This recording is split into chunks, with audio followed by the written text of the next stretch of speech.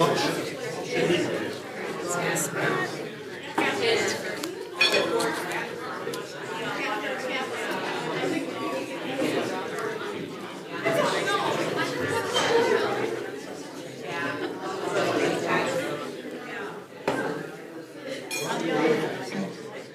morning, everybody. If we could take a seat and maybe take some seats closer to the front, we'll begin our presentation.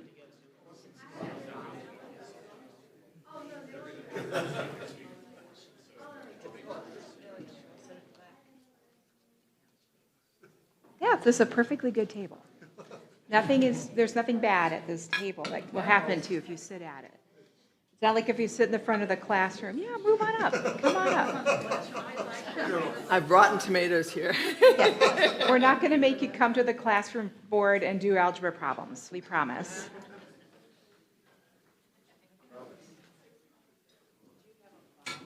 Watch out, that chair's... You got it. Okay. It was looking kind of far away. Well, welcome, everybody.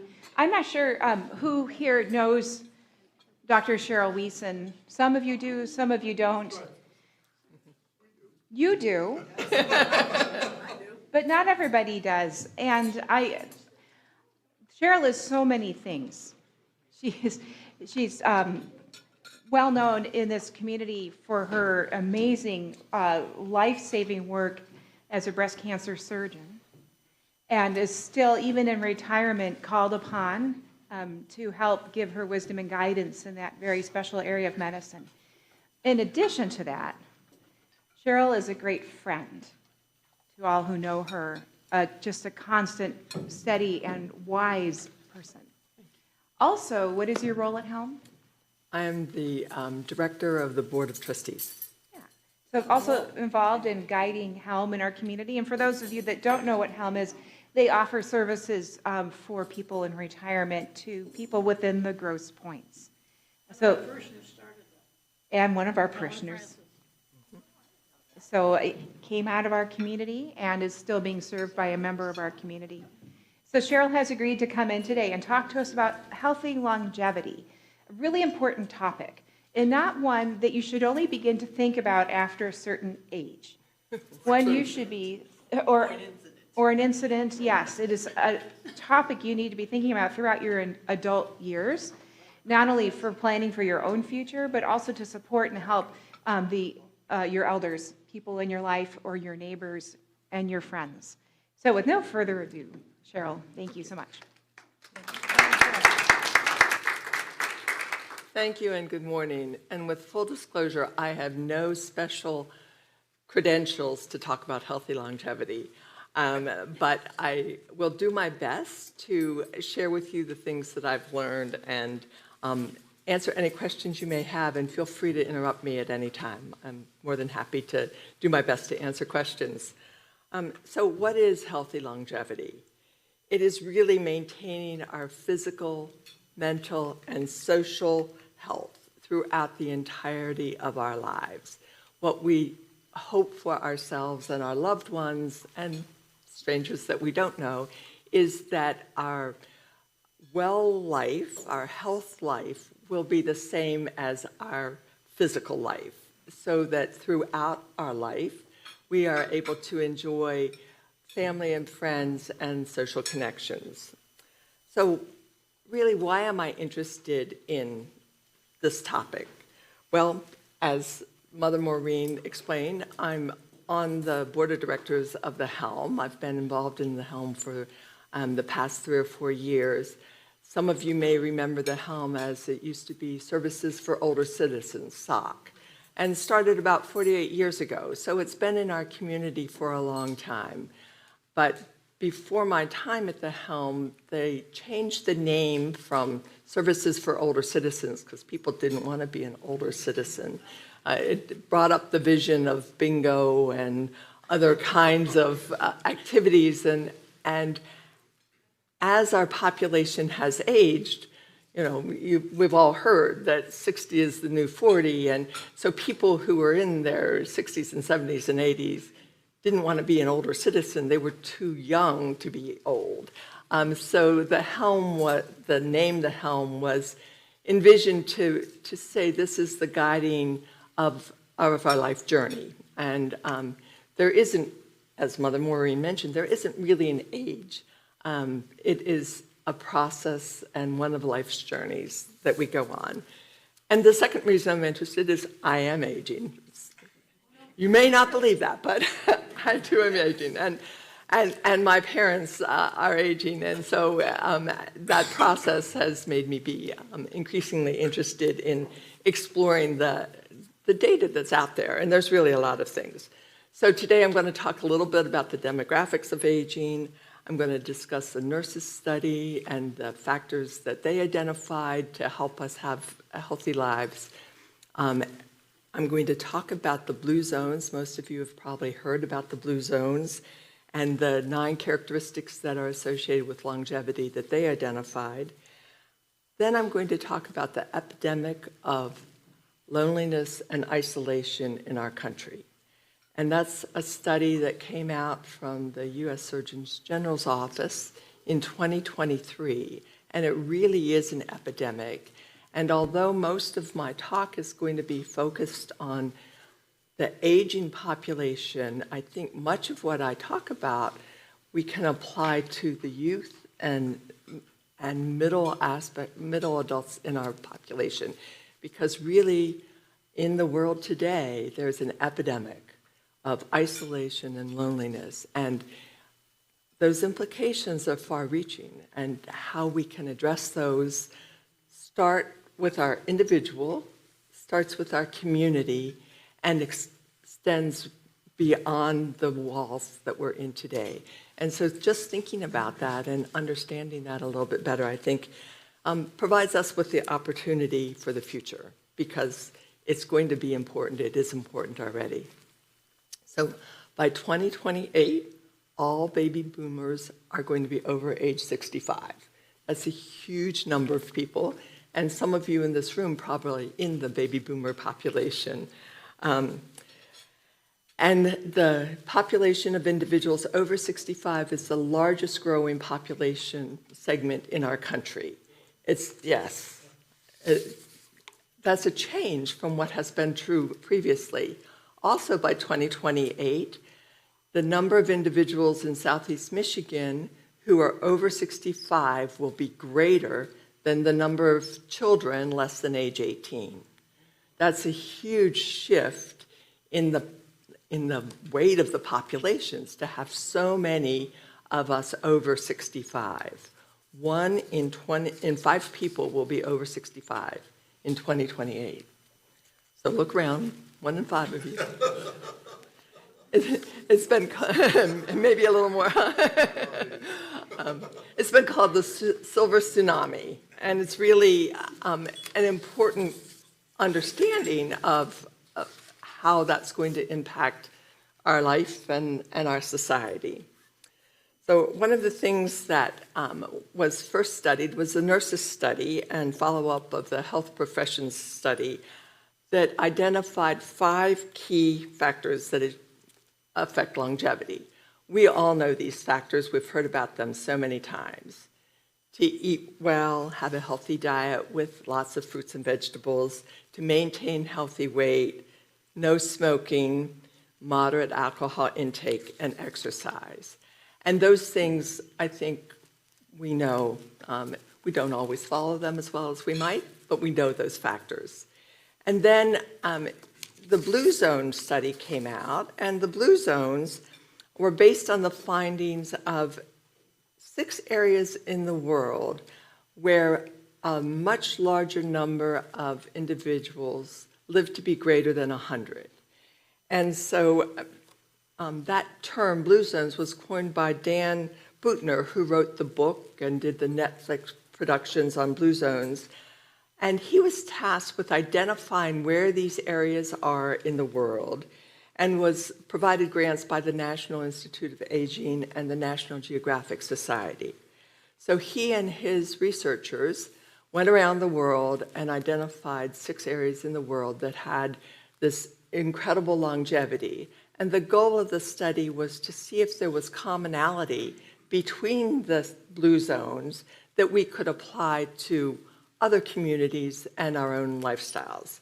And so the 6 blue zones, which you may know already, are Loma Linda, California, Sardinia, Italy, Icaria, Greece, the Nicoya Peninsula of Costa Rica, Okinawa, Japan, and Singapore. And so the researchers spent several years going and spending time in these communities and really getting to know the population and seeing what their lifestyles were like. And they identified 9 lifestyle characteristics that they felt were common amongst those 6 communities, and really explained some of the excessive overaging that they had. They divided it into 4 different categories. One is to eat wisely. Again, back to the nurses' study and the things that we have talked about. But they have an interesting approach, the 80% rule. So rather than eating until you're full, you eat until you're no longer hungry. Those of us that grew up with clean your plate or else and the supersizer of the American diet, I don't know that we really have embraced the 80% rule, but that's been something that they identified, and it's key. When you're no longer hungry, you don't need to continue to eat, no matter what's left on your plate. The next thing is to have a plant-focused diet. Doesn't mean to necessarily avoid all meat and fish and dairy, but to emphasize the plant in our diet. So fruits and vegetables and beans and legumes, and have the meat be the accent, not necessarily the focus of the diet. This also, I think, is something that we've sort of heard about, but not everyone has incorporated into their lifestyles. And the one that's really my favorite is a glass of wine at 5. Emphasis on glass, not glasses of wine, but all these communities had a culture of getting together with family and friends and sitting enjoying a glass of wine or another spirit, but mostly wine, and spending time with one another. The only exception to that is Loma Linda, which is Seventh-day Adventist, and they don't drink alcohol. But they probably have iced tea or something else instead. But the concept of, yes. Did it make any difference whether it was red or white? All of these areas really were drinking red wine primarily, but it wasn't studied specifically about what kind.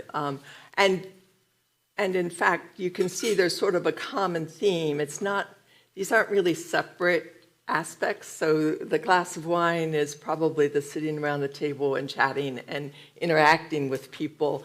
It's not sitting in front of the TV by yourself and enjoying your glass of wine.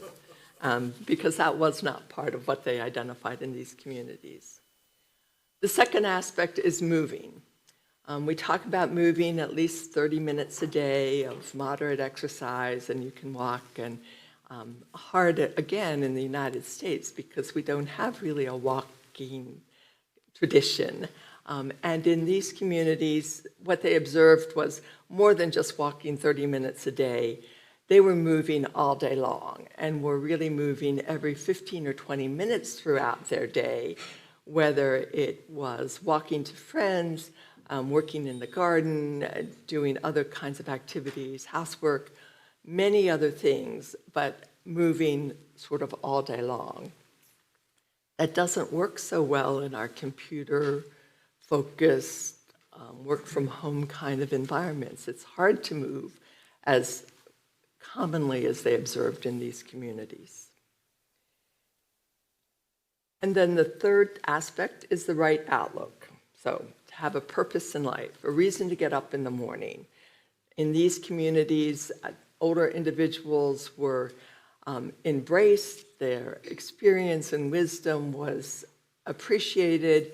They were very much integrated into the community. And so that helped give them purpose for continuing their life.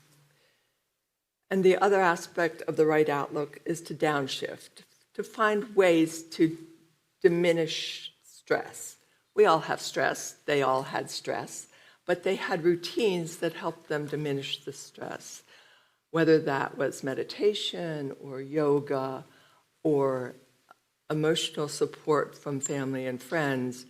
They were able to take that stress that occurs and decrease it and have it be less a part of their being.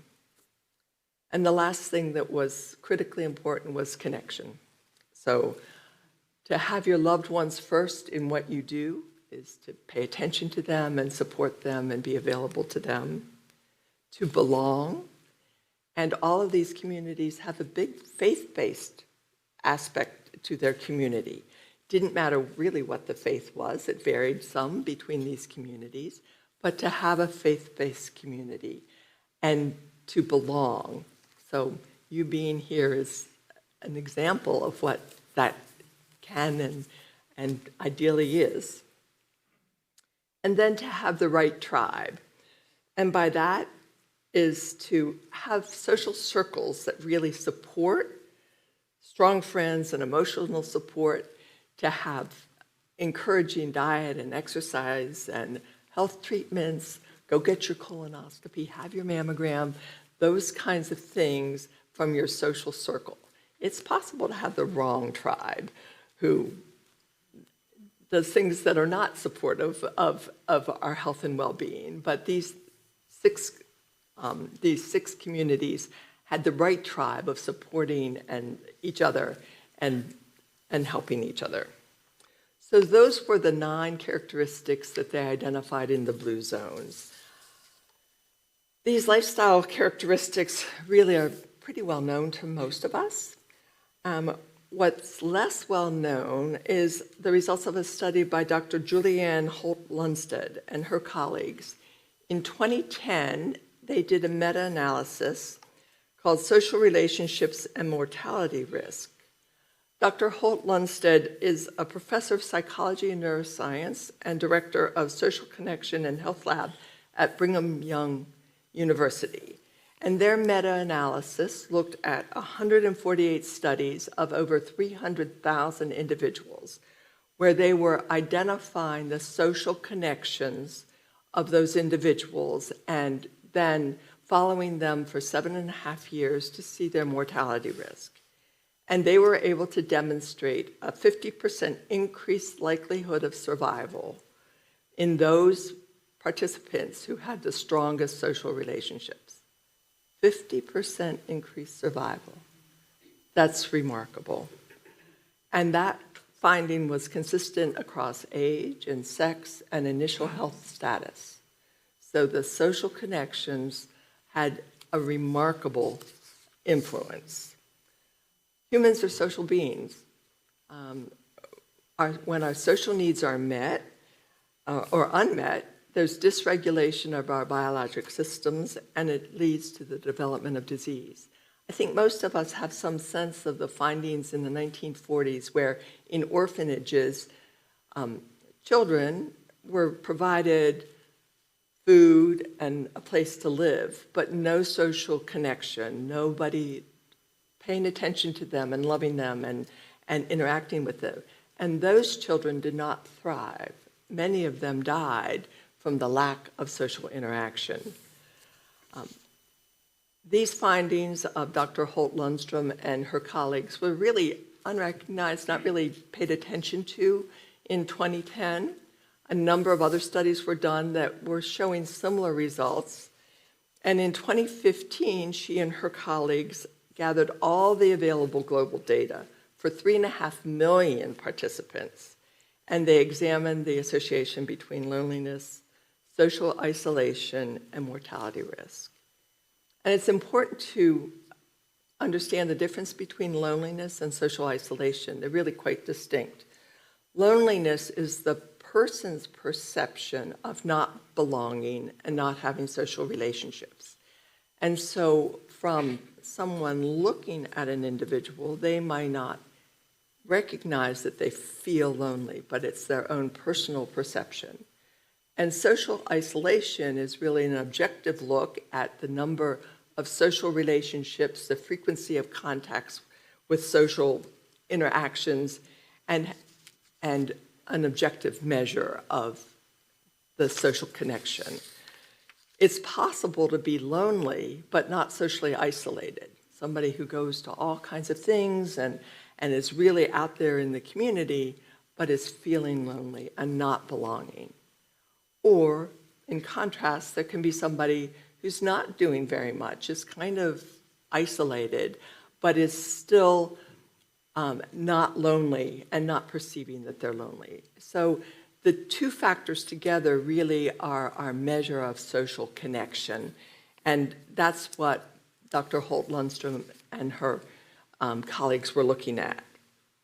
And amongst the initially healthy people that were studied over time, loneliness was associated with a 26% increased risk of premature death of all causes, and associated with a 50% increase in dementia. Social isolation had a 29% increase in premature death. These are really important factors associated with our longevity. And on average, people with strong social connections are happier, healthier, and live longer. Happier, healthier, and live longer. It's important to realize that this is association, not causation. Correct. That's correct. Yes. Yes. It's just an observation that these factors are associated with.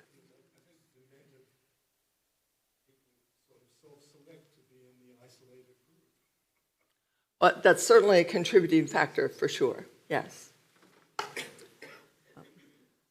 So loneliness and isolation are associated with greater risk of cardiovascular disease, dementia, stroke, depression, anxiety, and premature death. Before the pandemic, 1 in 2 adults in America reported feeling lonely. And 24% of Americans and older are socially isolated by the criteria of looking at social connections and social relationships. Older adults are at risk for social isolation because of living alone, loss of family and friends, chronic illness, and sensory impairments. If you can't hear, it's hard to be socially engaged. And in 2010, individuals in the United States reported having 3 close friends, and the most recent numbers are 1 or 2 close friends. So our connection with other people is decreasing. There's lots of reasons for the social isolation. There's less intergenerational living, greater social mobility, delayed marriages, dual careers, increased single household living situations, and increasing age-related disability. So, to Dr. Marsh's question, how could social connection affect these factors? What might be some of the causation? And these are not proven, but they are hypotheses of how social connections can actually be affecting this. And they're 3 pathways that are contributing to this and are hypothesized to be part of the causality of social isolation and increased mortality. They're biology, psychology, and behavior. So biology influences our stress hormones. It can cause increased inflammation when we're socially isolated or lonely, and is thought to affect and is being shown to affect our gene expression. Psychology gives meaning and purpose to our life, can affect stress, safety, resilience, hopefulness. And the behaviors are influenced by the physical things that we've talked about: physical activity, nutrition, sleep, smoking, health treatments. all of these factors coming together can affect the health outcomes. I think we are increasingly aware that inflammation affects our immune system. And so if these factors are impacting the inflammatory response in our body, it could directly affect our immune system, which can have profound influences in a variety of different health outcomes. And so heart disease, stroke, cancer, and diabetes are the categories of disease that seem to be affected primarily in the lack of social connections. So we have an obligation and an opportunity to build more connected lives and have a more connected society. Christ, yes?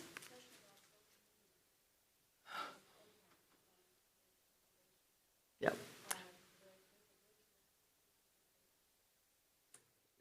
So the question is social media and our technology and how that impacts. And that's really beyond what I've looked into, but is clearly, I think, related to the lack of connectivity and relationships. When our interaction is by text or looking at the phone, we're not interacting, we're not looking face to face, we're not having a conversation, we're not seeing somebody be wiggling uncomfortably in their chair because they're distressed. If you're looking on your phone, you're not picking up on those social cues. And this is my own hypothesis, but our children aren't learning those social cues. They're not seeing the nod that tells you you're listening. They're not seeing the turning because what you're saying or what they're feeling is uncomfortable.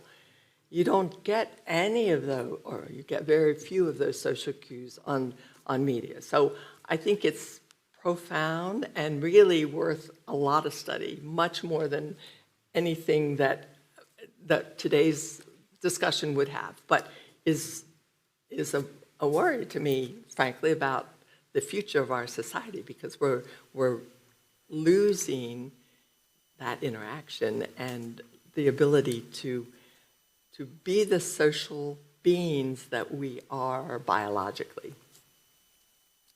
So I just wanted to list some of the things that Christ Church does. Sunday Forum, the music program, Owls, Common Thread, Bible study, Rebuild Together, Crossroads. Those are just a few of the things that we do, that Father Drew and Mother Maureen and everyone working together tries to build the social context and connections that we have. So if you're not seeing someone, give them a call, write them a note, say that you'd like to see them again. Other countries that have started addressing this, more so than the United States. In 2018, and I was actually amazed to read this, Prime Minister Theresa May appointed a minister of loneliness. I don't know if I'd want to be a minister of loneliness. But the minister of loneliness was tasked to really address loneliness and to make recommendations of how that could be impacted. And as not directly related to that minister of loneliness, but in 2021, a KIND challenge was performed. It was a randomized study of 4,500 participants in the US, the UK, and Australia. And the participants were divided into not doing anything, and half of the participants were asked to make small acts of kindness to their neighbors. And over a period of time that this study was held, they saw striking results in decreased reports of loneliness, decreased stress, and not surprisingly, less conflict with neighbors. So simple things can make a difference.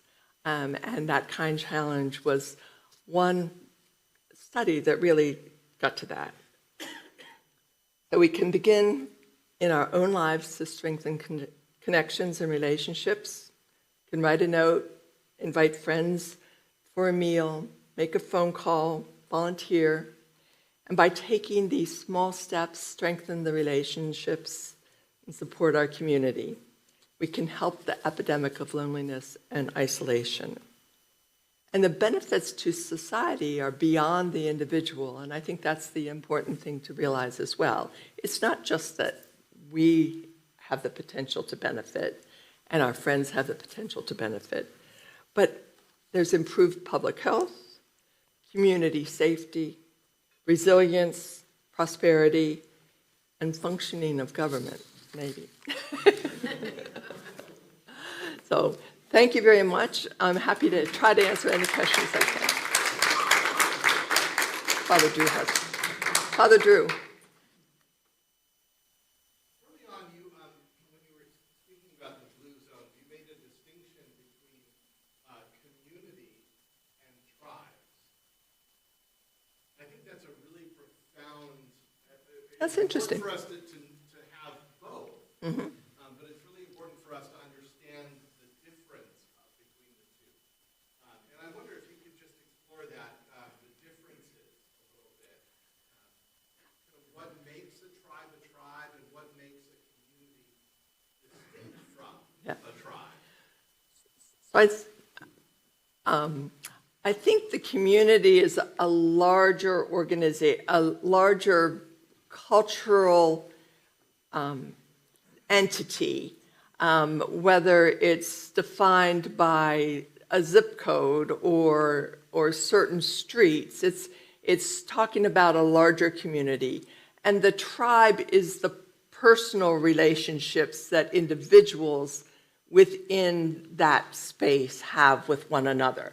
Now, there's probably multiple tribes that any one person belongs to, a work tribe, a club that you may belong to, your street, your church. So there's many different tribes that work together, but in the blue zones, when they talk about tribe, it's mostly that tight group of individuals that you can count on, that you can pick up the phone or walk to and say, you know what, I'm really struggling today. I've just, whatever. And that person will be there, or that group of people will be there and help you through that process. And I know we've all seen and heard of situations like that where an unexpected death, and all of a sudden 3 or 4 friends come and they sit and be present with that individual who's experiencing that sudden profound loss. Cheryl.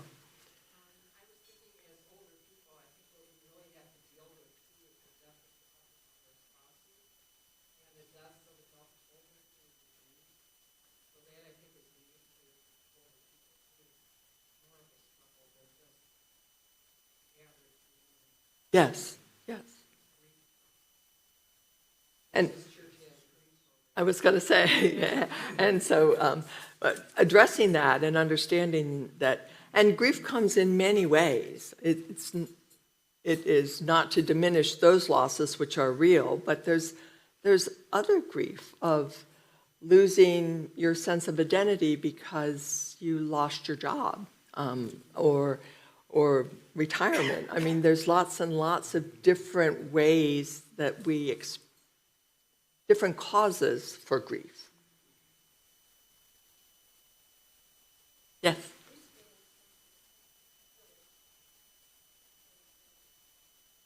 Yes, it takes a village, yes.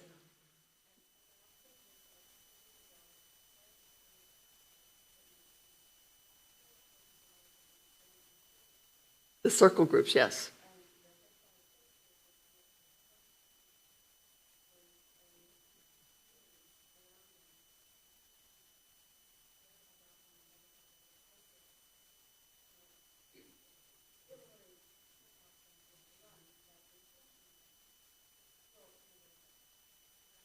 Yeah, and I think my personal thought is that it's difficult to mandate a relationship. It really has to grow from the bottom up, providing opportunities for that to happen. But I think that it's difficult when that gets mandated. Yes. I thought you gave a very, very interesting talk, actually. I think the social isolation of the elderly really is important, but the social isolation of the young is equally important. I agree. There's some really interesting animal experiments with mice. If you put mice into a situation of sensory deprivation, take a second group and give them an exercise wheel, take a third group and put them into a really enriched environment and let them live in these three environments, and the equivalent would be exposing the third group to art, exposing the third group to religiosity, and allowing some spiritual growth, although I don't know whether mice really have spiritual growth. But if you look at these three groups of animals, this experiment's been done in Cambridge. The first group's brain, when you look at them after they've grown for a period of time, is much smaller than the group that were fully stimulated. The life of the three groups is very different. So this sort of social deprivation, it's both artistic exposure and exposure to contact with other members of the tribe and the community. Yeah. Does have a significant effect on longevity in these animals, and it bolsters what you're talking about in terms of the studies which have been done on. Yes, positive. Really provocative, comment, a couple of provocative thoughts from Dr. Marsh there. And that relate into our life here at Christ Church or beyond. What that study articulates is the importance of structure within community. So it's not accidental that that third group had a more vibrant life, but it wasn't also mandated upon those mice. It was a structured opportunity for them to live a broader, if you will, experience. And so part of what makes community vibrant to me seems to be the structure for community. So this owls comes to mind. It's not a mandated participation, but it's a structured offering of community. Our Sunday school is not a mandated program, but a structured opportunity for growth and community. Circle groups, again, one of those structured opportunities for fellowship and community. So thinking about the intentional structures that build that vibrant life, that not only the mice in the experiment experience, but the communities that you're speaking about. That community isn't purely accidental, but intentionally formed. Another thing that Dr. Marsh just reminded me of, it's something you said very early on, Cheryl, about the biological impact of community. A similar study on mice, on rats actually, ironically, at birth, rats have as do many animals, have a practice of cleaning their newborns. The mother licking and cleaning the newborns. And the study looked at two sets of newly born, some that were traditionally nurtured by their mothers and some that were separated, never cleaned. And they found two things. that the biology of the brain was fundamentally changed by the act of cleaning. That certain proteins were released and broken down in the brains of those newborn mice that were cleaned in that act of cleaning. That stimulation impacted their brains that was different from those who were not.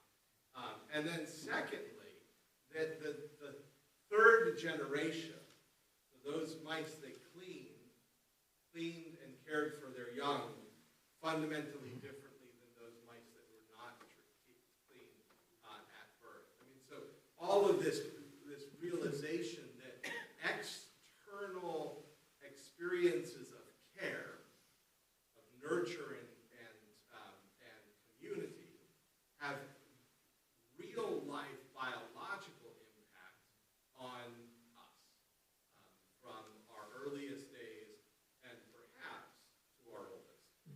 So just reinforcing that learning that compassion and community impacts us in more ways than just social. Well, and I think what ties into that for humans, not rats, is that one of the gifts of a church community is the intergenerational interaction. So while if you only stay within your little age set, it's very sterile. And one of the things that we can hope our kids are getting from being here is interacting with all these different ages of people who did not grow up staring at a phone, and who are hopefully being, not knowing it, but being challenged to make more eye contact, to find ways to relate better to the people around them than how they would only relate to their own age group. But the same goes for every age group present, that we all are challenged. It's got to be good for our brains, right? We all have different experiences that we bring into the mix. So opportunities to be, say, with owls, where it's 55 and better, men and women, that's important. But also like Thursday night dinner, where we have babies on up through our oldest members sitting at the same table. All of these things are necessary. There's not just one little solution to the problem. Any other thoughts? A powerful book I read on this topic is Breaking the Age Code. Yes. It talks about the discrimination against all people and how very important it is to think well of yourself. And I think that's something that these blue zone communities did not have so much of age discrimination. They were intergeneration and appreciated for what they could offer, which we don't see as much in this country. Cheryl? Yes.